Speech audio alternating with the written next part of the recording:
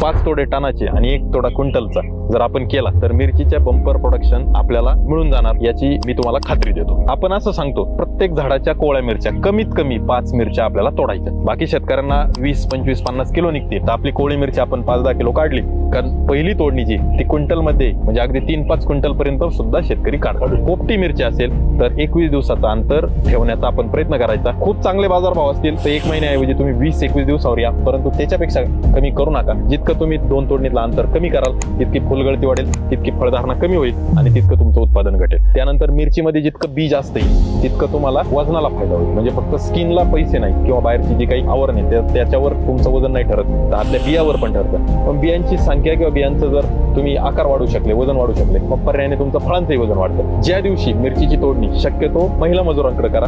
महिला मजुरांनी जर केली तर झाडाला कमीत कमी जर्क बसेल, झटका कमी बसेल आणि खास करून बऱ्याच जणांची समस्या येते मिरचीचे पहिले 2 तोडेला मिरचीचं फळ लांब राहतं आणि नंतर ते फळ छोटं होत जातं किंवा फळ वाकडं होणं, फळाला आकार चांगला नाही येणं, मग बाजारात पण बाजारभाव न मिळणं। तर ती समस्या टाळण्यासाठी हे अन्नद्रव्य व्यवस्थापन आपण टप्प्याटप्प्याने करणं गरजेचं। म्हणजे मिरचीची पानं लहान व्हायला लागली का शेतकरी परत एकदा घाबरतात आणि व्हायरस समजून त्याच्यावर उपाययोजना करतात। तर पहिलं स्वस्तातलं आणि सोपं काम करा की तिथं वापर करा। म्हणून आपण वारंवार उल्लेख करतो की सापळे लावा, पिवळे सापळे, यासाठी नाही की कीड संपवायची, कीड थांबवायची, तर ते यासाठी की आपल्या पिकात येणारी कीड आपल्याला ओळखायची आणि त्यानुसार आपल्याला तिच्यावर अटॅक करायचा आहे। कुठलाही खर्च न करता, 1ही रुपया नवीन खर्च न करता आपल्याला हे बंपर उत्पादन घ्यायचं। तर ते कसं घ्यायचं?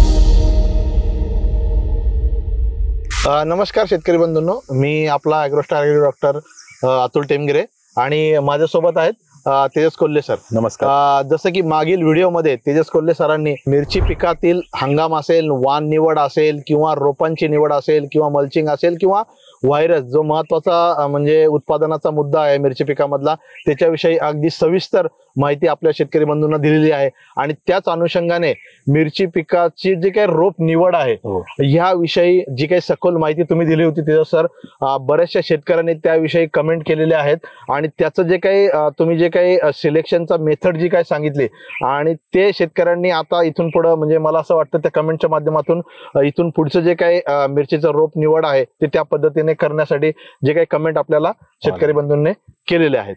दुसरं याच्यामध्ये आपण मागील व्हिडिओमध्ये जो महत्वाचा मुद्दा चर्चेला होता की बंपर उत्पादन घेण्यासाठी आपल्याला मिरचीची तोडणी कधी करणं गरजेचं आहे, जेणेकरून आपल्या शेतकरी बंधूंना जे मिरची पिकाचं जे काही बंपर उत्पादन आहे ते मिळणार आहे। तर मला असं वाटतं तेजस सर, त्याविषयी तुमचं काय म्हणजे तुम्ही जो म्हणजे उत्सुकता शेतकरी बंधूंना जागरूक ठेवून आपण हा व्हिडिओ आता कंटिन्यू करतोय, तर त्याविषयी काय सांगाल? नक्कीच आपण मागच्या व्हिडिओत प्रयत्न केला होता की रोपांच्या निवडीवर भर देण्याचा, व्हायरस विषयी पण आपण सखोल असं बोलणं केली होती। परंतु आता बंपर उत्पादन हा महत्वाचा भाग आहे। बंपर उत्पादन यासाठी की आपल्याला असलेल्या रोपांमध्ये, असलेल्या जमिनीमध्ये, असलेल्या आपल्या नियोजनामध्ये आपल्याला उत्पादन वाढवायचे, कुठलाही खर्च न करता, 1ही रुपया नवीन खर्च न करता आपल्याला हे बंपर उत्पादन घ्यायचे। तर ते कसं घ्यायचं, तर ही पण एक कला आहे आणि कदाचित बरेचसे मिरची उत्पादक शेतकरी ही अंमलात आणत असतील, परंतु जे उत्पादक हे अंमलात आणत नाही त्यांनी याविषयी नक्की विचार करावा। तर ती गोष्ट अशी की ज्यावेळेस मिरचीची लागवड करता, मिरचीची रोपं वाढीच्या अवस्थेमध्ये असतात, साधारण 35 दिवसाच्या आसपास आपल्याला त्याला फुलकळी लागताना दिसेल किंवा 45-50 दिवसाच्या आसपास आपल्याला त्याला कोवळी मिरची आलेली दिसेल। तर आपण असं सांगतो की पहिल्या ज्या काही प्रत्येक झाडाच्या कोवळ्या मिरच्या कमीत कमी 5 मिरच्या आपल्याला तोडायच्या। 5 असतील, 7 असतील, 10 असतील, त्या मिरच्या तुम्ही तोडा, त्या घरी खाण्यासाठी वापरा किंवा बाजारात विक्री करा। अगदी कोवळ्या असतील, थोडक्यात सांगायचं तर अगदी लसणाच्या पाकळी इतक्या सुद्धा त्या लांब नसतील कदाचित, त्या मिरच्या तुम्ही तोडा। त्याचा फायदा काय होतो की सुरुवातीला जे काही फुलं लागतात तर एका झाडाला साधारण 15-20च फुलं असतील, कदाचित त्याहूनही कमी असतील, आणि तितक्या कमी फुलांना लागलेल्या मिरच्या म्हणजे 5-7 ज्या मिरच्या असतील त्या झाडाच्या वाढीचा वेग ते मंदावतात। आणि एकदा का त्या रोपाच्या वाढीचा वेग मंदावला की मग आपल्याला ती मिरचीची डेव्हलपमेंट किंवा फळांची डेव्हलपमेंट जाणवते। ती फळांची डेव्हलपमेंटची झाडाची प्रवृत्ती झाली म्हणजे ॲपिकल डॉमिनन्स ब्रेक होऊन रिप्रोडक्टिव्ह फेजकडे ज्यावेळेस झाड जायला चालू होतं त्यावेळेस जर आपण त्या मिरच्या तोडून घेतल्या तर त्या झाडाने तयार केलेली जी काही एनर्जी असते तर ती एनर्जी सगळी परत एकदा डायव्हर्ट होते वाढीकडे आणि प्रचंड मोठ्या प्रमाणात तुम्हाला जे तुमचं 35 दिवसात वाढ झाली नव्हती तेवढी वाढ तुम्हाला 15 दिवसात तुमच्या झाडाची दिसेल जेव्हा तुम्ही ह्या मिरच्या कोवळ्या मिरच्या तोडून टाकाल। आता याचा दुसरा फायदा काय होईल की कोवळ्या मिरच्या तोडल्यामुळे तुमच्या झाडाला येणार एक एक फांदी येईल. प्रत्येक फांदी किंवा प्रत्येक बेचकं जे बनतं व्ही शेपचं, त्या बेचक्यामध्ये आपल्याला साधारण 2 कळ्या इकडे 2 कळ्या इकडे, ज्या 4-4 कळ्या लागणार आहे, तर ते असंख्य अशी बेचकी बनवण्याचा जो काही प्रयत्न आहे तो इथं आपण करू शकतो. आणि एकदा का ती बनली का नंबर ऑफ फुलं किंवा फुलांची संख्या आणि अनुषंगाने फळांची संख्या तिथं वाढते. मग आपल्या मिरचीची, इतर शेतकरी मिरचीची जी तोडणी करतात 50-55 दिवशी, ती न करता आपल्याला 40-45 दिवस लक्ष ठेवून आपल्याला कोवळी फळं झाडापासून बाजूला करायची आणि झाडाचा वाढीचा वेग वाढवायचा. आणि जे बाकीचे शेतकरी 50-55 दिवसांनी करतात त्याऐवजी आपण ते 55-60 दिवसांनी जी योग्य तोडणी ती करायची. जी तोडणी कदाचित पहिलीच तोडणी 1 एकरची काही क्विंटल मध्ये निघेल. बाकी शेतकऱ्यांना 20, 25, 50 किलो निघते, तर आपली कोवळी मिरची आपण 5-10 किलो काढली, कारण पहिली तोडणी जी ती क्विंटल मध्ये, काही क्विंटल मध्ये मी म्हणतोय, म्हणजे अगदी 3-5 क्विंटल पर्यंत सुद्धा शेतकरी काढू शकतो. आता याचा दुसरा फायदा काय होतो की याला एक आपण सिंक्रोनायझेशन म्हणतो. म्हणजे मराठीत जर बोलायचं झालं तर त्याचा समतोल साधण्यासाठी, एक सारखेपणा येण्यासाठी याचा फायदा होतो. मग हे सिंक्रोनायझेशन झालं की लागणारी फुलं एका वेळेला लागतील, तोडायला येणाऱ्या मिरच्या एका वेळेला येतील. मग आता पुढच्या तोडणीचं नियोजन पण तितकंच महत्वाचं आहे. मग ते किती केलं पाहिजे, तर साधारणपणे जर तुमची पोपटी मिरची असेल, कमी तिखट प्रकारातली असेल, जसं की ज्वेलरी किंवा सितारा, VNR राणी 332 वगैरे हा जो प्रकार आहे, तर त्यातली मिरची असेल तर ती मिरची तुम्हाला 3 आठवडे त्याच्या 2 तोडणीतलं अंतर असलं पाहिजे, म्हणजे 21 दिवस. 1 तारखेला मिरची तोडली तर 20 तारखेच्या आत मिरची, पुढच्या मिरचीची तोडणी करायची नाही. आता शेतकऱ्यांना मोह तेव्हा होईल जेव्हा बाजारात भाव चांगला असेल, त्यावेळेस निश्चित मोह होईल की मिरची तोडणी, त्यांना वाटेल की भाव चांगला आहे, तोडणी केली पाहिजे. परंतु याचा तोटा असा, जेव्हा जेव्हा तुम्ही मिरचीची तोडणी करायला जाल, झाडाला जो काही हिसका बसतो, जर्क बसतो, त्या जर्कमुळे मिरचीची फुलं गळण्याची शक्यता ही खूप वाढते. दुसरं कोणतंही वातावरण, अन्नद्रव्य कारण जितकं नाही फुलं गळण्याला, तितकं कारण त्या तोडणीचं आहे मिरचीला. आणि झाडावर ते फळ साधारण 10-15 ग्रॅमचंच फळ आपण 4-8 दिवस जास्त दिवस ठेवलं तर झाडाला त्याचा कुठलाही विपरीत परिणाम होत नाही, झाडाला त्याचं कुठलंही वजन किंवा काय म्हणतो ना आपण त्याचा लोड होत नाही. मग आपल्याला फुलगळती टाळण्यासाठी आणि आलेल्या फुलांचं जास्तीत जास्त फळांमध्ये रूपांतर करण्यासाठी पोपटी मिरची असेल तर 21 दिवसाचा अंतर ठेवण्याचा आपण प्रयत्न करायचा. जर खूप बाजारभाव चांगले आहेत तर आपण असं करू शकतो, आपल्या प्लॉटचे 2 भाग करू शकतो. एका भागाची आपण तोडणी केली, त्यानंतर 8 दिवसांनी दुसऱ्या भागाची केली, परत हा या 8 दिवसानंतर हा येईल, म्हणजे पर्यायाने हा 15 ते 21 दिवसांनी येईल, मग त्याची येईल, असं काहीतरी आपण सूत्र ठेवू शकतो. परंतु ह्या तोडणीमधलं अंतर तुम्ही जेवढं वाढवत जाल तेवढं तुम्हाला उत्पादन जास्त राहील. पोपटी मिरचीच्या बाबतीत आपण बोललो की 15 ते 21 दिवस. आता जी हिरवी गर्द किंवा डार्क मिरची, जसं की ग्रीन हार्वेस्ट असेल किंवा तलवार असेल, AK-47 तिखट प्रकारातील, AK-47, मैकोची, तेजा4, तेजस्वनी किंवा 9 तेज असेल, तर या सगळ्या वाहनांना आपल्याला 1 महिन्याचा कालावधी द्यायचा आहे. 2 तोड्यामध्ये 1 महिन्याचा कालावधी द्यायचा आहे. खूप चांगले बाजारभाव असतील तर 1 महिन्याऐवजी तुम्ही 20-21 दिवसावर या, परंतु त्याच्यापेक्षा कमी करू नका. जितकं तुम्ही 2 तोडणीतलं अंतर कमी कराल तितकी फुलगळती वाढेल, तितकी फळधारणा कमी होईल आणि तितकं तुमचं उत्पादन घटेल. जितकं 2 तोडणीतलं अंतर वाढवाल तितकी फुलधारणा जास्त, फळगळती कमी, फुलगळती कमी आणि तुमच्या उत्पादनामध्ये बंपर प्रोडक्शन येण्यास ही गोष्ट कारणीभूत असेल. आता हे असं व्यवस्थापन केल्यामुळे आपल्याला जास्तीत जास्त उत्पादन किंवा एका तोड्याला जास्त उत्पादन, म्हणजे आम्ही मिरचीचं उत्पादन घेत असताना शेतकऱ्यांना सांगतो की तुम्ही फक्त 6 तोड्याचं टार्गेट ठेवा, ज्यातला पहिला तोडा काही क्विंटल मध्ये निघेल, पण पुढचे 5 तोडे टनाशिवाय तोडे करायचे नाही. म्हणजे त्या 5 तोड्याला कदाचित दुसरा जो तोडा आहे तो कदाचित 1-2 टनाचा असेल, तिसरा तोडा 5-7 टनाचा असेल, चौथा तोडा 5-7 टनाचा असेल, नंतर परत 2-3 टन. म्हणजे अशा पद्धतीने हे 5 तोडे टनाचे आणि 1 तोडा क्विंटलचा जर आपण केला तर मिरचीच्या बंपर प्रोडक्शन आपल्याला मिळून जाणार, याची मी तुम्हाला खात्री देतो. निश्चितच. म्हणजे शेतकरी बंधूंनो, म्हणजे आपली जी उत्सुकता होती की बंपर प्रोडक्शन करण्यासाठी तोडणीचा जो काही म्हणजे काय महत्व आहे, जेणेकरून आपल्याला बंपर उत्पादन म्हणजे मिळेल.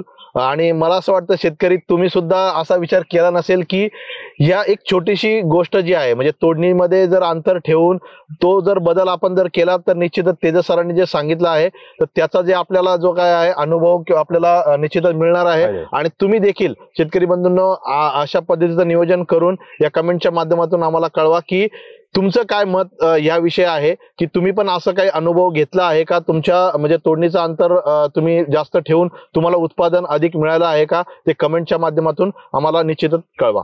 तिथे सर, जसं आपण म्हणजे मागील व्हिडिओमध्ये व्हायरसचं नियोजन बघितलं आणि बेसल डोस मध्ये जे काही अन्नद्रव्य व्यवस्थापन आहे त्याविषयी आपण मार्गदर्शन शेतकऱ्यांना केलेलं आहे. परंतु आता जे आहे आपलं बेसलचं नियोजन झालं अन्नद्रव्य व्यवस्थापनाचं, पण त्याच्या व्यतिरिक्त म्हणजे विद्राव्य खतांचं नियोजन असेल किंवा फवारणीच्या माध्यमातून जे अन्नद्रव्य व्यवस्थापन असेल ते मिरच्या पिकामध्ये कशा पद्धतीने करणं गरजेचं? आता जसं आपण बंपर प्रोडक्शनसाठी 2 तोड्यातलं अंतर वाढवलं, आता हे 2 तोड्यातलं अंतर वाढवल्याचे दुसरे फायदे, जे अन्नद्रव्याचा मुद्दा तुम्ही इथं उपस्थित केलाय म्हणून मी त्याला जोडूनच सांगतो. त्याचे काय फायदे? तर सिंक्रोनाइज पद्धतीने म्हणजे एक सारखेपणाने किंवा एक लयबद्ध पद्धतीने, जसं आपण त्याला फुलं आणतोय लयबद्ध पद्धतीने त्याची फळं तोडतोय, तसंच आपल्याला एक लय सापडतो की आपल्याला कीड रोग व्यवस्थापन करता येतं आणि त्याच पद्धतीने आपल्याला अन्नद्रव्य व्यवस्थापन करता येतं. ज्या दिवशी मिरचीची तोडणी शक्यतो महिला मजुरांकडे करा. महिला मजुरांनी जर केली तर झाडाला कमीत कमी जर्क बसेल, झटका कमी बसेल, त्यांच्याकडे तो नाजूकपणा जो काम करण्याचा आहे तर तो त्याचा इथं फायदा होतो. जे काही आपले पुरुष मजूर असतील तर ते इतर कामासाठी आपण वापरू शकतो. तोडणी झाल्यानंतर त्वरित संध्याकाळी असेल किंवा दुसऱ्या दिवशी असेल, तोडणी संपल्या आपल्याला एक साधं कीटकनाशक आणि बुरशीनाशक आपल्याला त्याच्यावर फवारणी करायची. गरज पाहून जर आपल्याकडे फुलकिडे वगैरे समस्या असेल तर त्यानुसार आपण भारीतले निवडू शकतो. परंतु नसेल तर साधं कार्बन मँकोजेब युक्त जे मँडोज असेल किंवा सगळ्यात स्वस्त कॉपर घटकयुक्त जे काही बुरशीनाशक असेल त्याची आपण फवारणी करायची, जेणेकरून त्याच्या काही झाडाला जखमा झाल्या त्या भरून निघतील. अन्नद्रव्य व्यवस्थापन मध्ये जसं बेसल डोसला आपण एवढी अन्नद्रव्य वापरलीत, परंतु त्याला सतत अन्नद्रव्य देणं गरजेचं आहे, कारण ते सतत आपल्याला माल देते. तर आता मिरचीचं काय होणार आहे की जेवढे नवीन फुटवा येईल, जुन्या फुटव्याला परत कळी येणार नाही, जुन्या फुटव्याला परत फुलधारणा होणार नाही, त्यामुळे आपल्याला नवीन फुटवा येणं गरजेचं आहे. मग नवीन फुटवा येण्यासाठी आपल्याला संतुलित अन्नद्रव्याचं व्यवस्थापन करणं गरजेचं आहे. मग ते कसं करायचंय? ज्या दिवशी तुम्ही तोडणी केली तर असं गृहीत धरा की आपली तोडणी 1 एकर क्षेत्राची तोडणी एका दिवसात संपणार नाही, साधारण 2-3 दिवसात आपली ती तोडणी चालेल. तर ज्या दिवशी तुमची तोडणी संपली त्याच्या दुसऱ्या दिवशी तत्परतेने आपल्याला काय वापरायचंय तर 05234 किंवा जिथं स्फुरद आणि पालाशयुक्त जे घटक आहेत 06020 सारखे ते वापरायचे. कारण का? तर ते लागू थोडे उशिरा होतात. म्हणजे ते तुम्ही आज वापरले तर आपल्याला 15 दिवसांनी एक अपेक्षित आपली जर पुढची तोडणी तर आपल्याला त्याचे रिझल्ट येण्यासाठी 15 दिवसाचा कालावधी मिळेल आणि अतिशय चांगले त्याचे परिणाम मिळतील. खास करून पोटॅश आपल्याला उशिरा लागू होतं, म्हणून ते तिथं पहिलं वापरायचं.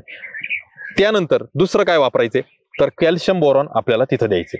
कॅल्शियम आणि बोरॉनचा फायदा असा आहे की पेशीची जी काही रचना आहे तर ती चांगली बनते कॅल्शियममुळे, आणि बोरॉनमुळे परागीकरण चांगलं होऊन फळधारणेचं संख्या वाढते. त्यानंतर मिरचीमध्ये जितकं बी जास्त येईल तितकं तुम्हाला वजनाला फायदा होईल. म्हणजे फक्त स्किनला पैसे नाही किंवा त्याच्या कातडी किंवा बाहेरची जी काही आवरण आहे त्याच्यावर तुमचं वजन नाही ठरत, तर आतल्या बियावर पण ठरतं. मग बियांची संख्या किंवा बियांचं जर तुम्ही आकार वाढवू शकले, वजन वाढवू शकले, तर मग पर्यायाने तुमचं फळांचंही वजन वाढतं. मग तिथं कॅल्शियम बोरॉनचा रोल येतो. ज्या दिवशी तुमची तोडणी संपली त्या दिवशी तुम्ही फवारणी घेतली, दुसऱ्या किंवा तिसऱ्या दिवशी विद्राव्य खत 05234 सारखं प्रति एकर 5 किलो आपण सोडलं किंवा 06020 सारखं विद्राव्य खत आपण 5 किलो प्रति एकर सोडलं. त्यानंतर 3-4 दिवसापर्यंत आपण पाण्याचं व्यवस्थापन करायचे. परत एकदा कॅल्शियम आणि बोरॉन याचा वापर आपल्याला करायचा आहे. 5 किलो कॅल्शियम नायट्रेट असेल आणि अर्धा किलो आपलं बोरॉन असेल त्याचाही वापर आपण ठिबकद्वारे करू शकतो. त्यानंतर काय करायचंय मग 05234 नंतर साधारणपणे 8 ते 10 दिवसांनी आपल्याला 13-045 सोडायचे. 13-045 यासाठी की आपल्याला नत्र जर पूर्ण बंद केलं तर नवीन शेंडा यायचा बंद होईल. नवीन शेंडा जर आला नाही तर त्यातून काय होईल की नवीन फुलधारणा आपल्याला थांबली जाईल. जर आपल्याला आपले तोडे पुढे घेऊन कालांतराने वाढवायचे तर आपल्याला 13-045चा वापर करायचा आहे. जर आपल्याला ते पीक तिथंच थांबवायचे तर तो 13-045ला आपण काट मारू शकता. 13-045 सोबत काय तर मॅग्नेशियम सल्फेट 5 किलो प्रति एकर आपल्याला द्यायचे, आणि पावसाळ्याचे किंवा थंडीचे दिवस असतील तर 3 किलो सल्फरही आपल्याला त्यातून द्यायचे. त्यानंतर परत एकदा 13-045चा वापर झाल्यावर 4-5व्या दिवसांनी आपल्याला 1261चा वापर करायचा आहे. मग 13-045 आपण वापरणार जर आपल्याला तोडे पुढं वाढवायचे, तोड्यांची संख्या वाढवायची तर, आणि जर ती नसेल वाढवायची तर 13-045ला काट मारून आपण 1261च फक्त देऊ शकतो.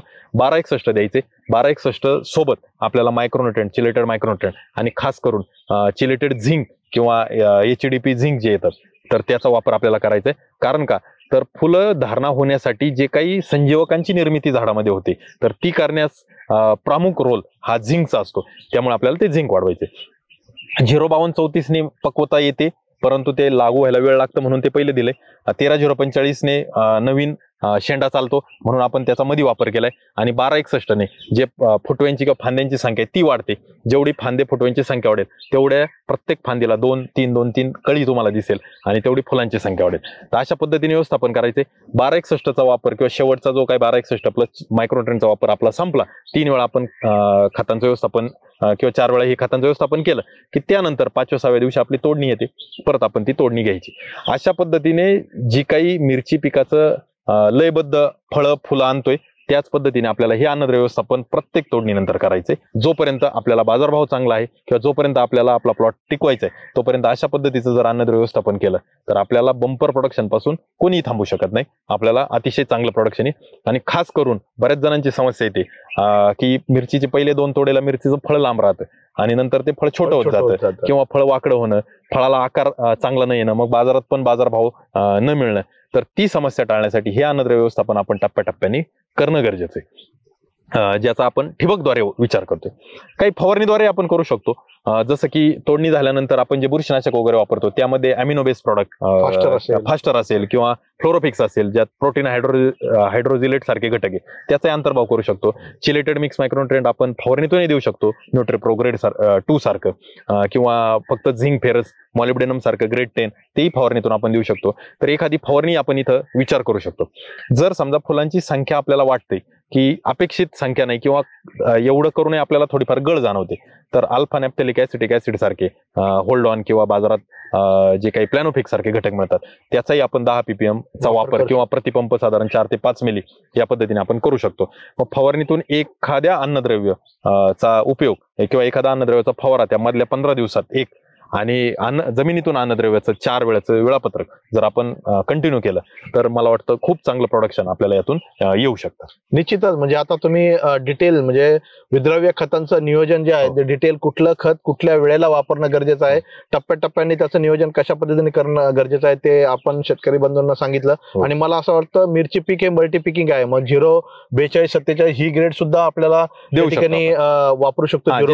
जिथं 052 त्या ठिकाणी आपण 042 त्याच्या जोडीला आपण जमिनीतून अन्नद्रव्याचा अपटेक जास्त होण्यासाठी ह्युमिक युक्त जे काही घटक असतील मग ते ह्युमिक असेल फक्त किंवा रूट पॉवर असेल किंवा आपलं जे काही बायोझाईम असेल, पॉवर जेल असेल इत्यादी जे घटक आहेत तर ते आपण कंटिन्युअस बेसिसवर आपण ती खत आपण ड्रिपद्वारे देऊ शकतो. शेतकरी बंधूंनो, म्हणजे मागच्या व्हिडिओमध्ये आम्ही एक निवेदन केलं होतं की तेजस सरांनी व्हायरस बद्दल एक डिटेल डिस्कशन त्या ठिकाणी केलं होतं आणि त्याचं सोल्युशन त्याच्या उपाययोजना कशा पद्धतीने करणं गरजेचं आहे ते मागील व्हिडिओमध्ये आपल्याला सांगितलं होतं. आणि त्यावेळेला आम्ही शेतकऱ्यांना निवेदन केलं होतं की आमचा जो व्हॉट्सअप नंबर आहे 9168681775 याच्यावरती तुम्ही जे काही वाण लावलेलं आहे किंवा तुमच्या लागवडीची तारीख जी आहे, मिरची पिकाची लागवडीची तारीख असेल किंवा तुमच्या मिरची पिकामध्ये जी काही आलेली समस्या असेल त्याचा फोटो आम्हाला या व्हॉट्सअप नंबरवर टाका. तर बऱ्याचशा शेतकऱ्यांनी ते आपल्याला या ठिकाणी दिलेलं आहे आणि त्याचं जे काही आम्ही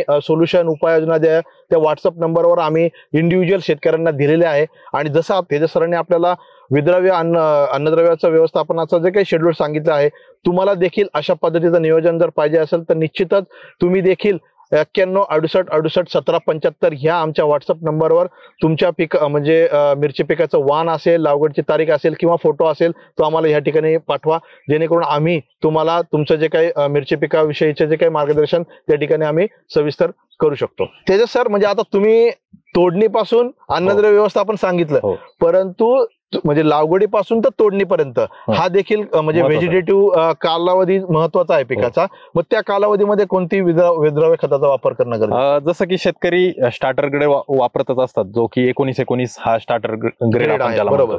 तर ते स्टार्टर ग्रेडनी सुरुवात करायची. मग पुनर्लागवड केल्यापासून साधारण 7व्या-8व्या दिवसानंतर आपण 1919 ची सुरुवात करू शकतो. साधारणपणे पुनर्लागवडीपासून 7व्या-8व्या दिवसानंतर आपण चालू करतोय. आठवड्यातून 2 वेळा आपल्याला खतांचा वापर करायचा आहे. मग आपल्याला प्रति एकर प्रति दिवस 1 किलो या हिशोबाने आपल्याला 1919 चालवायचे.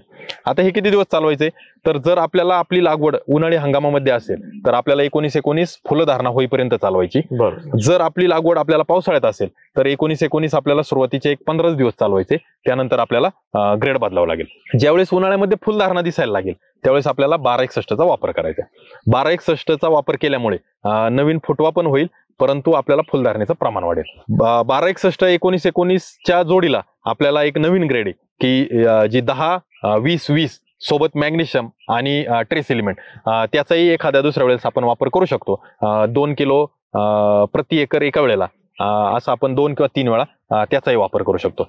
मग लागवडीपासून आपल्याला नत्र स्फुरत पालाश फुलधारणेच्या किंवा फुलधारणेच्या अवस्था जवळ येत असताना नत्र कमी परंतु स्फुरत जास्त याचा विचार करायचा आहे. आणि मग एकदा तोडणीची अवस्था आली की मग आपण पुढचं शेड्यूल पाहिलेलंच आहे की कशा पद्धतीने आपण ते 4 वेगवेगळे टप्पे करायचे ते करू शकतो.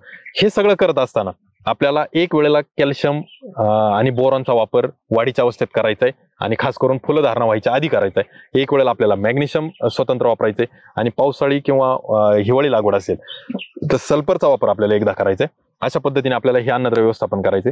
बऱ्याच वेळेला व्हायरस सारखंच समस्या जाणवणारी म्हणजे मिरचीची पानं लहान व्हायला लागली का शेतकरी परत एकदा घाबरतात आणि व्हायरस समजून त्याच्यावर उपाययोजना करतात. तर पहिलं स्वस्तातलं आणि सोपं काम करा की तिथं झिंकचा वापर करा. HDP जे झिंक आहे आपलं किंवा बाजारात चिलेटेड झिंक मिळतं किंवा सल्फेट स्वरूपातलं झिंक असेल किंवा मिक्स मायक्रोन्युट्रिएंट मध्ये येणारं झिंक असेल तर हे तुम्ही द्या. प्रत्येक येणारं पान जर छोटं व्हायला लागलं तर ते एकदा वापरून पहा. पान मोठं होण्यासाठी ते तुम्हाला मदत करेल आणि सोबतच संजीवकांची निर्मिती चांगली बनून आपल्या पिकामध्ये फुलांची संख्या किंवा फुलधारणा ही पण वाढायला मदत होईल. तर अशा पद्धतीने आपल्याला हे संतुलित अन्नद्रव्य व्यवस्थापन मिरची पिकामध्ये करता येईल. निश्चितच म्हणजे आता तुम्ही जसं मिरची पिकामध्ये येणारी जी काही पानं छोटं होतात ते बोरांच्या कमतरतेमुळं त्यामुळं तुम्ही बोरांचं नियोजन त्या ठिकाणी सांगितलं. परंतु अजून एक मिरची पिकामध्ये कॅल्शियमच्या कमतरतेमुळं ते ब्लॉसम एंड रॉट म्हणजे जी काही फार जाणवते जी म्हणजे मिरची जी आहे म्हणजे शेंड कडेला थोडस शेवटची बाजू सडल्यासारखी दिसते आणि शेतकरी तिथं फवारणी बुरशीनाशकाची फवारणी करतात. आणि कॅल्शियम स्वस्त घटक आहे बुरशीनाशक तुलनेने महाग आहे तर तेही अगदी रास्त बाबे. त्यासाठीच आपण मिरचीची तोडणी झाल्यानंतर जो दुसरा ऍप्लिकेशन आहे तर ते कॅल्शियम तुमचं ते म्हणजे म्हणणं बरोबर आहे. आणि त्यावेळेला जर आपण उपाययोजना केला तर ही समस्या आपण येणार नाही आणि ती टाळू शकतो. शेतकरी बंधूंना जसं आता लागवडीपासून तर आता जे काही शेवटपर्यंत म्हणजे काढणीपर्यंत जे पूर्ण जे काही अन्नद्रव्य व्यवस्थापन आहे ते सरांनी आपल्याला डिटेल या ठिकाणी सांगितलेलं आहे. परंतु आता अन्नद्रव्य व्यवस्थापन झालं तर याच्या व्यतिरिक्त जी महत्वाची समस्या मिरची पिकांमध्ये येत असतात की रोग आणि कीड याची देखील आपल्याला उपाययोजना करणं गरजेचं आहे. आणि व्हायरस जे काय नियोजन आहे ते मागील व्हिडिओमध्ये तुम्ही डिटेल सांगितलं. पण त्याच्या व्यतिरिक्त जी काही रस शोषक किडी आहेत जसं काय थ्रिप्स असेल मावा असेल तुडतुडे असतील तर किंवा कोळी असेल जो मागील व्हिडिओमध्ये आपण एकाच कोळीविषयी चर्चा केली होती. कोळीचे पण 2 प्रकार आहेत जे मिरची पिकामध्ये जास्त प्रादुर्भाव करतात तर त्याविषयी काय आपल्याला मार्गदर्शन करता येईल. जर आता याच्यात किडींबद्दल बोलायचं झालं तर मला असं वाटतं टप्प्याटप्प्याने म्हणजे पिकाच्या वाढीच्या अवस्थेनुसार कीड आपल्याला त्रास देत असते. पहिला टप्पा जो आहे तर रोप लागवड केल्यानंतर कटवमचा जो आपण बोललो होतो की कटवम येऊ नये म्हणून आपण कीटकनाशक ठिबकनी सोडतो. खास करून क्विनल फॉस्फर ज्याला दुर्गंध सुगंध नाही म्हणू शकत पण दुर्गंध तर दुर्गंध ज्याला जास्त आहे तर ते सोडतो. तर ते लागवडीच्या आधी सोडलं पाहिजे. ज्या दिवशी लागवड करता तिथपासून पुढचे 3 ते 4 दिवस ती कटवम तुम्हाला त्रास देईल.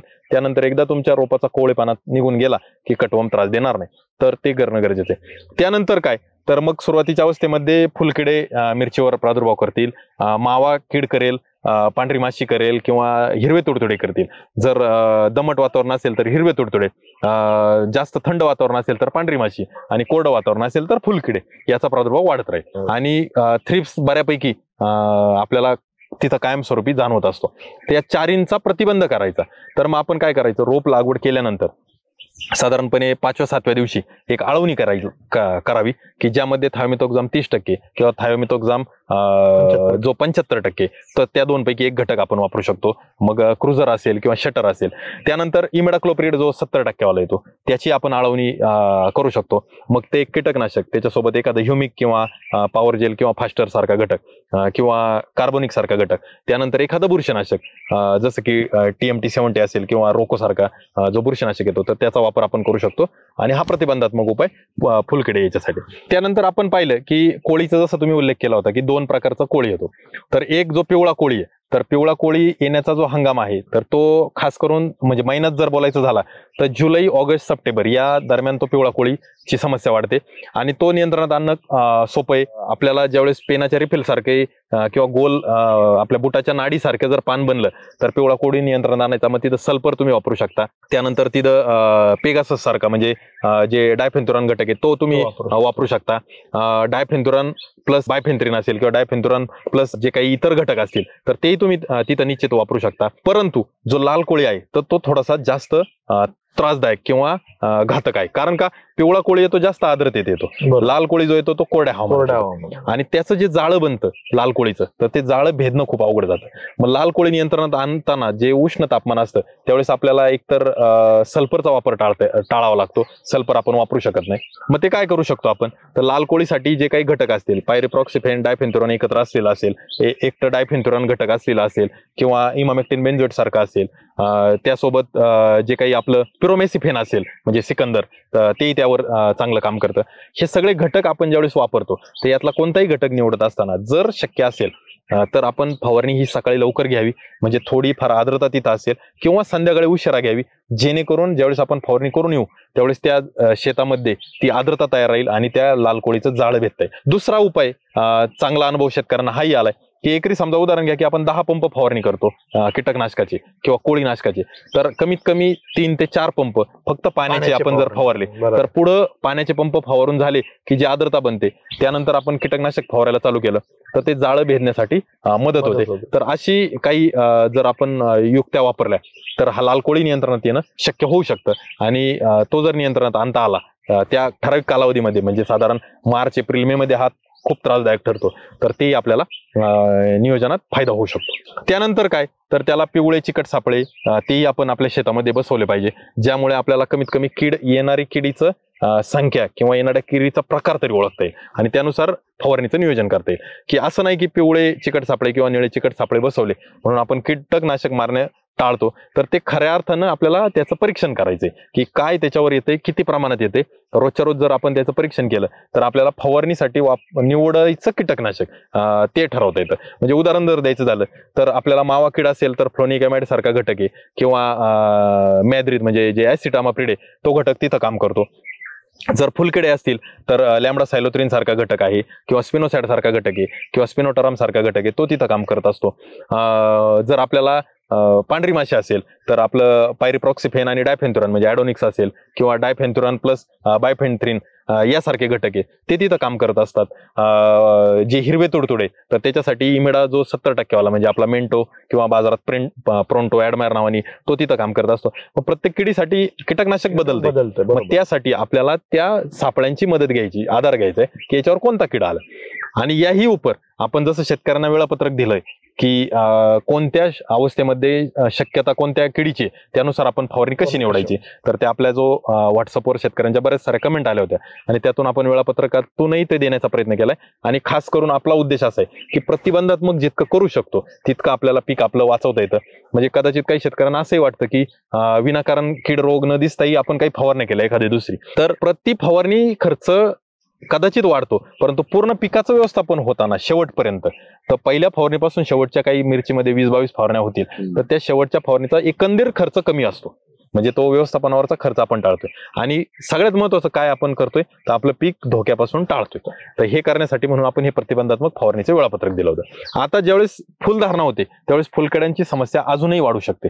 तर ज्यावेळेस ती फुलकड्यांची समस्या अजूनही वाढते तर त्या तशा परिस्थितीमध्ये जे थायमेथोक्झाम प्लस लॅम्बडा सायलोथ्रिन सारखे घटक असतील, स्पिनोटराम ज्या घटकाचा मी उल्लेख केला, बाजारामध्ये जे बेनिविया आहे तर त्या बेनिव्याचा वापर काही शेतकरी करतात जेणेकरून बेनिव्याचा प्रतिबंधात्मक उपाय म्हणजे 240 मिली एका वेळेला असं 2 फवारण्या ज्या करावं लागतात रोप लावल्यापासून साधारण 10व्या दिवशी आणि पहिल्या फवारणीनंतर परत एकदा 10व्या दिवशी ते प्रतिबंधात्मक करावं लागतात.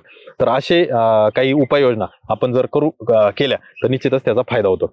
नागाळी सारखी समस्या येते जी की सुरुवातीच्याच कोवळ्या रोपांवर किंवा कोवळ्या पानावर येते, तिथं आपण नीम युक्त जे काही कीटकनाशक आहे, निमले आपलं किंवा स्पिनोटोरम घटकवालं जे डेलिगेट आहे, तर तेही नागाळीसाठी अतिशय चांगलं चालतं. फुलधारणेपासून पुढं आळीची शक्यता वाढते आणि फुलधारणेच्या अवस्थेमध्ये जर आळीचा एखादा स्प्रे घेतला तर ती फळ डॅमेज आळी करत नाही. मग त्यासाठी आपल्याला इमामेक्टिन बेन्झोएट म्हणजे ॲमेझेक्स असेल किंवा क्लोरॅन्ट्रिनिप्रोल जो घटक आहे, कोराजन किंवा रॅपिजन असेल, तर त्याचा आपल्याला उपयोग करावा लागतो. थ्रिप्स आणि आळी या दोन्हींना टाळायचं असेल तर मॅग्ना हे सगळ्यात चांगलं, की ज्यामध्ये आपल्याला फ्लुबेंडामाइड आणि थायक्लोप्रिड असे दुहेरी घटक मिळतात, जेणेकरून आपल्याला फुलकिड्यांची समस्या टाळता येते आणि आळीची समस्या टाळता येते. तर हे एक आपल्याला जे काही सूत्रबद्ध पद्धतीने नियोजन व्यवस्थापन आपण करू शकतो आणि वेळापत्रक जर असेल तर निश्चितच आपल्याला ते करणं सोपं जाईल. तर अशा पद्धतीने आपण या किडींचं एकात्मिक व्यवस्थापन करतो. आणि व्हायरससाठी जबाबदार ज्या रस शोषक किडी तर त्यासाठी आपण अतिशय जागसूत किंवा ज्याला काय म्हणतो ना, डोळ्यात तेल घालून आपण जर राहिलो तर आपल्याला निश्चितच त्या टाळता येतील. म्हणून आपण वारंवार उल्लेख करतो की सापळे लावा, पिवळे सापळे. यासाठी नाही की कीड संपवायची, कीड थांबवायची, तर ते यासाठी की आपल्या पिकात येणारी कीड आपल्याला ओळखायची आणि त्यानुसार आपल्याला तिच्यावर अटॅक करायचा आहे किंवा तिचं व्यवस्थापन आपल्याला करायचं. निश्चितच म्हणजे तेजस सरांनी अगदी लागवडीपासून तर काढणीपर्यंत जे काही वेगवेगळ्या स्टेजनुसार येणाऱ्या जे काही किडी आहे आणि त्याच्या उपाययोजना या ठिकाणी आपल्याला सांगितल्या आणि त्याचं जे काही सोल्युशन आहे ते या ठिकाणी आपल्याला दिलेलं आहे शेतकरी बंधूंनो. आणि त्याच्यामध्ये म्हणजे चर्चेमध्ये अजून एक मुद्दा तेजस सरांनी सांगितला की चिकट सापळे हे आपल्याला लावायचे आहेत. पिवळे चिकट सापळे असू दे किंवा निळ्या चिकट सापळे असू दे, हे आपल्या बागेमध्ये किंवा आपल्या शेतामध्ये का लावायचे की जे कीड आपल्या शेतामध्ये येणार आहे त्याचा अभ्यास करण्यासाठी आणि त्याच्यानुसार आपल्याला जे काही उपाययोजना करायची आहे त्याचा निर्णय घेण्यासाठी ते आपल्याला त्या ठिकाणी लावायचे आहेत. शेतकरी बंधूंनो, तुम्ही या व्हिडिओच्या माध्यमातून कमेंट करा की तुम्ही तुमच्या शेतामध्ये आजपर्यंत हे चिकट सापळे लावले आहेत का, आणि लावले असेल तर त्याचा तुम्हाला काय बेनिफिट झाला आहे ते पण ह्या कमेंटच्या माध्यमातून तुम्ही निश्चित सांगा. पण ते सर म्हणजे मिरची पिकामध्ये रोग सुद्धा तितकेच महत्वाचे आहे आणि ते कंट्रोल करणं पण गरजेचं आहे, जेणेकरून आपल्याला जर चांगलं उत्पादन घ्यायचं असेल तर. आणि त्याच्यामध्ये महत्वाचं म्हणजे भुरी रोग असेल किंवा मग आपलं मर आहे किंवा निमॅटोड असेल, ह्या काही समस्या आहेत ज्या मिरची पिकामध्ये जास्त प्रमाणामध्ये जाणवतात. तर त्याविषयी आपण काय शेतकऱ्यांना मार्गदर्शन? भुरीची समस्या खरं पाहिली तर मिरचीमध्ये बऱ्यापैकी जास्त कालावधीसाठी राहते. कारण का, तर भुरी रोग वाढण्यासाठी पोषक वातावरण थंड वातावरण किंवा कोरडं वातावरण आहे. परंतु जेव्हा दमट वातावरण होतं त्यावेळेस भुरीचे बीजाणू पसरण्यास वातावरण पोषक असतं. म्हणजे एकदा तुमचं काय म्हणतो ना, बीजाचा विस्तार होण्यासाठीचं वातावरण पोषक आहे आणि एकदा ती खरं तर ती बुरशी विस्तारण्यास वातावरण पोषक आहे. म्हणजे अप्रत्यक्षपणे तुमचं पूर्ण वर्षच त्या भुरीसाठी पोषक आहे आणि मिरचीमध्ये खास करून ते जास्त येतं. मग ज्या वेळेस आर्द्रता वाढेल त्यावेळेस तुम्ही समजून घ्यायचं की जे काही भुरीचे बीजाणू आहेत ते एका पानावरून दुसऱ्या पानावर किंवा एका झाडावरून दुसऱ्या झाडावर जाण्यास मदत होईल. आणि ज्या वेळेस कोरडं वातावरण आहे त्यावेळेस आहे तीच भुरी वाढण्यासाठी त्याच पानावर जास्तीत जास्त वाढण्यासाठी मदत होईल. तर त्या दोन्हींचा समतोल आपल्याला साधावा लागतो. बरं, थ्रिप्स कीड किंवा कोळी कीड येऊ नये म्हणून आपल्याला आर्द्रता जास्त ठेवणं गरजेचं पडतं. मग ती आर्द्रता वाढवायला गेलं की आपसुक इकडं भुरीचं बीजाणू वाढण्यास मदत होते. म्हणजे ही तारेवरची कसरत जी तर ती खूप अवघड आहे. आणि जसं थ्रिप्सला घाबरतो किंवा व्हायरसला घाबरतो तसं मिरचीमध्ये या भुरीची काळजी घेणं गरजेचं. दुसरी समस्या अशी की भुरी रोगाचा प्रादुर्भाव झाल्यानंतर खास करून जमिनीकडच्या किंवा खालच्या जुन्या पानांवर ही भुरी जाणवते आणि ती जाणवल्यामुळे ज्या पानांमध्ये अन्न साठवलेलं आहे तर तीच पानं ड्रॉपिंग व्हायला चालू होतात. नवीन शेंड्याकडची पानांवर भुरीची समस्या येत नाही, परंतु खाली भुरी विस्तार होत असतो. मग भुरीसाठी जे काही बुरशीनाशक बाजारामध्ये आहेत जसं की टेबिकॉनेझॉल असेल, सल्फर असेल किंवा ॲझोक्सिस्ट्रॉबिन प्लस टेबिकॉनेझॉल जे ॲग्रोस्टारचं रोस्ताम नावाने येतं किंवा ॲझोक्सिस्ट्रॉबिन डायफेनकॉनेझॉल जे बाजारामध्ये ॲमिस्टार टॉप नावाने येतं, तर ते तुम्ही वापरू शकता. परंतु त्याचा फवारणी करत असताना फक्त शेंड्याकडे फवारणी न करता आपण खोडापासून शेंड्याकडे जे पंपाचं जे काही नोझल असेल किंवा पंपाची जी काही स्प्रे गन असेल तर ती जर चांगली चालवली तर निश्चितच आपल्याला भुरी नियंत्रणात येण्यात फायदा होतो. भुरी एक सविस्तर बाब आहे म्हणून पहिलं आपण तिच्याविषयी बोललो.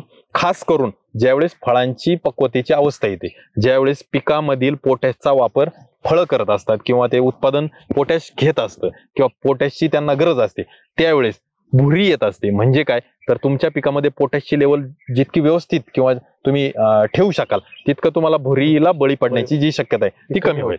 मग नुसतं 0050 आणि एखादं बुरशीनाशक स्वस्तातलं म्हणजे कार्बेंडेझिम सारखं ते जरी फवारलं तरी तुम्हाला भुरीला फायदा होतो. 0050 व्यतिरिक्त जे पोटॅशियम शोनेट आहे तेही भुरीला काम करतं. पोटॅशियम बायकार्बोनेट आहे तेही भुरीला काम करतं. बुरशीनाशकांवरचा होणारा खर्च जर आपल्याला थोडासा टाळायचा असेल किंवा आपल्याला जे एकात्मिक व्यवस्थापनामध्ये बुरशीनाशक बदलणं किंवा आपल्या फवारणीचं जे काही स्ट्रॅटेजी चेंज करणं ते म्हणतो, तर तिथं आपण याचा विचार नक्कीच करू शकतो. अशा पद्धतीने भुरीचं व्यवस्थापन झालं. दुसरी जी समस्या आहे ती शेंडेमरची. खास करून ज्यावेळेस आपल्याला पिवळ्या कोळीची समस्या येते म्हणजे जुलै ऑगस्ट सप्टेंबर महिना, त्यावेळेस शेंडेमर त्या वेळेस सक्रिय राहते. शेंडेमर म्हणतो किंवा काही जण त्याला डिप्लोडिया म्हणतात. म्हणजे जे कोवळे शेंडे आहेत तर त्यावेळेस काळपट अशी बुरशी झालेली जाणवते. म्हणजे जर तुम्ही घरात खूप दिवसाचा ब्रेड, पाव किंवा भाकरी असेल ओलसर आणि त्याच्यावर जशी काळी बुरशी वाढायला चालू होते तशीच त्या शेंड्यावर आपल्याला जाणवते. तर ती शेंडेमर एक समस्या येते. जे भुरीचे बुरशीनाशक असतील किंवा इतर बुरशीनाशक आहे तेही त्यावर काम करत असतात. त्यानंतरची जी समस्या येते अँथ्रॅकनोजची, जे की पानांवर टिपके येतात, नंतर फळांवर पण ते टिपके जाणवतात आणि मग ते फळ गळण्याची समस्या अँथ्रॅकनोजने वाढू शकते जर प्रादुर्भाव वाढला तर. आणि त्यालाही जबाबदार आर्द्रताच आहे. म्हणजे आर्द्रतेमध्ये येणाऱ्या 3 समस्या, शेंडेमर असेल, अँथ्रॅकनोज असेल आणि जीवाणूजन्य रोग आहेत, ज्याला जीवाणूजन्य टिपके म्हणतो, तर ती असेल. फक्त व्यवस्थापन करत असताना जीवाणूजन्य ज्या समस्या आहेत तर त्यासाठी कॉपर बेस जे आपलं कुपरवन असेल किंवा बाजारामध्ये स्ट्रेप्टोसायक्लिन प्लस स्ट्रेप्टोमायसिन असेल किंवा इतरही काही अँटीबायोटिक असतील तर त्याचा अंतर्भाव आपल्याला फवारणीत करावा लागेल. आणि तेही आर्द्रतेच्या वेळेस किंवा ज्याला पावसाळी हंगाम आहे त्यावेळेस. शेंडेमर असेल त्यावेळेस आपल्याला भुरीचे जे बुरशीनाशक आहे ते तिथं वापरू शकतो. अँथ्रॅकनोज साठी सुद्धा जे TMT70 असेल म्हणजे जे आपलं थायफिनेट मिथाइल घटक असेल किंवा कार्बेंडाझिम मँकोझेब युक्त मँडोज असेल किंवा मेटॅलॅक्झिल मँकोझेब युक्त मेटल ग्रो असेल तर इत्यादी बुरशीनाशकांचा आपण वापर करू शकतो. हे झाल्या बुरशी किंवा ज्या काही समस्या आहेत त्या पानांवरच्या. आता जी अजून एक समस्या येते तर ती समस्या येते म्हणजे जमीनजन्य किंवा मुळातून येणारी समस्या. आता तिथं मर रोग, आपण एक शब्द बोलतो की मर रोग आली, परंतु त्या मरला सुद्धा कारणीभूत 2-3 गोष्टी आहेत. त्या कोणत्या आहेत तर पहिली जी मर रोगाची समस्या आपल्याला डोळ्यांनी जाणवते तर तिथं म्हणजे आपल्या मिरची रोपाच्या किंवा मिरचीचे जे झाड आहे तर त्याच्या झाडाच्या भोवती पांढरट अशी बुरशी जाणवते. जी बुरशी आपल्याला पाहायला मिळते भुईमुग पिकामध्येही ती पाहायला मिळते, थोड्याफार प्रमाणात ऊसाच्या पिकामध्येही ती पाहायला मिळते. तर ती जी पांढरी बुरशी आपल्याला तिथं जाणवते जाळी केल्यासारखं, तर ती जी आहे तर तो स्क्लेरोशियम रॉट आहे, ज्याला कॉलर रॉट पण म्हणतात. मग त्याचं व्यवस्थापन करत असताना ठिबकमधून कोणतंही सोडलेलं बुरशीनाशक तिथं काम करत नाही. तिथं तुम्हाला स्पॉट ऍप्लिकेशन म्हणजे त्या बुरशीच्या सानिध्यात जे बुरशीनाशक जाईल, थायफिनेट मिथिल असेल किंवा मेटॅलॅक्झिल मँकोझेब असेल ते तिथं गेलं पाहिजे. त्याचा जर तुम्ही वापर केला तर ते स्क्लेरोशियम रॉट नियंत्रणात युक्त बुरशीनाशकांचा वापर करू शकतो आपण, पण त्याच्या संपर्कात आला पाहिजे. आणि त्याला दुसरं व्यवस्थापन जे पाण्याचं व्यवस्थापन आपण करतो तर ते पाणी आपण दिवसभरात पाणी वापरलं पाहिजे. सकाळी लवकर म्हणजे सूर्योदयापूर्वी सूर्यास्तानंतर पाण्याचा वापर आपण तिथं टाळला पाहिजे. आता बरेच शेतकरी असंही म्हणतात की आमच्याकडं ठिबकचं व्यवस्थापन किंवा लाईटचं जे काही शेड्यूल आहे तर त्यामध्ये ही मर्यादा येते. मग शेतकरी बांधवांना त्यावेळेस अशी परिस्थिती असेल तर त्यावेळेस आपण जे मोकळं पाणी, जास्त पाणीचं जो वापर आहे तर तो दिवसभरात केला पाहिजे आणि मर्यादित पाणी म्हणजे फक्त पीक जिवंत ठेवण्यासाठीचं जे पाणी ते रात्रीच्या शेड्यूलमध्ये आपण त्याचा विचार केला पाहिजे. तो स्क्लेरोशियम झाला. दुसरा जो येतो तो जीवाणूजन्य एक समस्या येते मर रोगाची. त्यामध्ये झाड कसं ओळखायचं तर पॅरालिसिस झाल्यासारखं म्हणजे पूर्ण झाड हिरवगार फळांनी, मिरचीच्या फळांनी लगडलेलं, परंतु ते कोमेजलेलं असतं म्हणजे ज्याला आपण कॉमा म्हणतो. जसं आपल्या सजीवांमध्ये कॉमा प्रकार येतो तर बेशुद्ध अवस्थेच्या पुढची अवस्था तशी ती अवस्था, तर तो जीवाणूजन्य समस्या येते. तिथं कॉपरयुक्त घटक किंवा जे काही आपले स्ट्रेप्टोसायक्लिन स्ट्रेप्टोमायसिन सारखे घटक आहे ते तुम्ही वापरू शकता. आता जैविक पद्धतीने याला जर नियंत्रणात आपण आणायचं असेल किंवा आपण प्रतिबंध करणार असाल तर ट्रायकोडर्मा सुडोमोनास आपण जर टप्प्याटप्प्याने म्हणजे साधारण महिने-दीड महिने जर त्याचा वापर करत राहिलं तर निश्चितच त्याचाही फायदा आपल्याला होऊ शकतो. आणि आपण जे बोललो होतो की संचार सारखं जे सेंद्रिय खत आपण वापरतोय तर त्याच्या जोडीला जर याचा वापर केला आपण ट्रायकोडर्मा सुडोमोनास तर निश्चितच आपल्याला कोणत्याही केमिकल बुरशीनाशकाची जमिनीत वापरायची गरज पडणार नाही. खास करून जे जून महिन्यानंतर जे आपण मिरचीची लागवड करतोय तिथं आपल्याला जैविक पद्धतीने आपल्याला पूर्णतः जमिनीतलं व्यवस्थापन सांभाळता येईल.